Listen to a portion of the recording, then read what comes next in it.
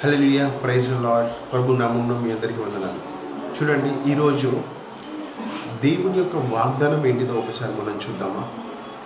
మత్తయి సువార్త 26వ అధ్యాయము 41వ వచనం. Matthew chapter 26 verse 41.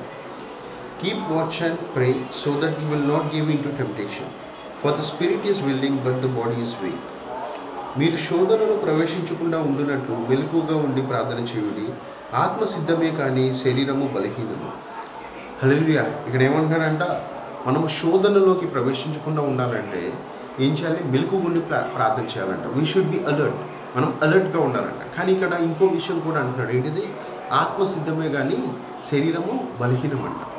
అంటే మన యొక్క హోలీ స్పిరిట్ ఏం చేస్తుందంటే, మనలో ఉన్న హోలీ స్పిరిట్, ఎందుకంటే మన శరీరంలో హోలీ స్పిరిట్ ఉంటుంది. ఈ హోలీ స్పిరిట్ ఏం చేస్తుందంటే ఎప్పుడు రెడీగా ఉంటుందంట. ప్రేయర్ చేయాలి, బాడీని స్ట్రాంగ్ చేయాలి, బాడీ ఎప్పుడు వీక్ అవ్వద్దు అని చెప్పేసి హోలీ స్పిరిట్ ఎప్పుడు రెడీగా ఉంటుందంట.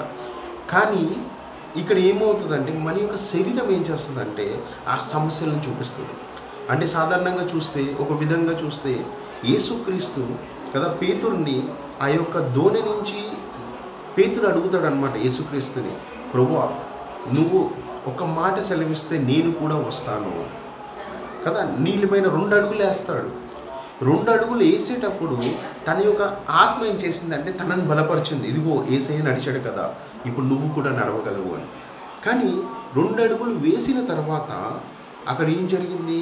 తన యొక్క శరీరం ఏం చేసిందంటే చుట్టుపక్కల ఉన్న గాలిని చూసిందంట. అంటే అక్కడ ఉన్న యేసుని మర్చిపోయి కదా, ఎదురుగా ఉన్న యేసుని పక్కన పెట్టేసి ఈ శరీరం ఏం చేసింది? గాలిని చూసిందంట. అందుకోసమే ఎప్పుడైతే ఈ శరీరం ఏం చేస్తుందంటే బలహీనపరుస్తూ ఉంటుంది. చూడండి, శరీర రీతిగా ఎప్పుడైతే తను గాలిని చూశాడో నీటిలో పడిపోతాడు. అవునా? సో ఇలానే ఇక్కడ యేసుక్రీస్తు కూడా శిష్యులతో అన్నాడు, ఆత్మ సిద్ధంగా ఉంటుంది కానీ శరీరము బలహీనమంట. అందుకోసం ఈ శరీరాన్ని మనం జయించాలి.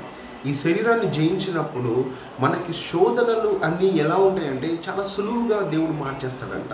అందుకోసమే ఇక్కడ స్పష్టంగా, అవునా, మెలుగుగా ఉండే ప్రార్థన చేద్దాము. మనం ఆత్మలో బలపడతాం. ఈ ఆత్మలో బలపడినప్పుడు దేవుడు మన యందు బలమైన కార్యాలు చేస్తాడండి. అవునా?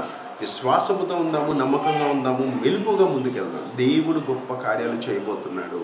ఆమేన్.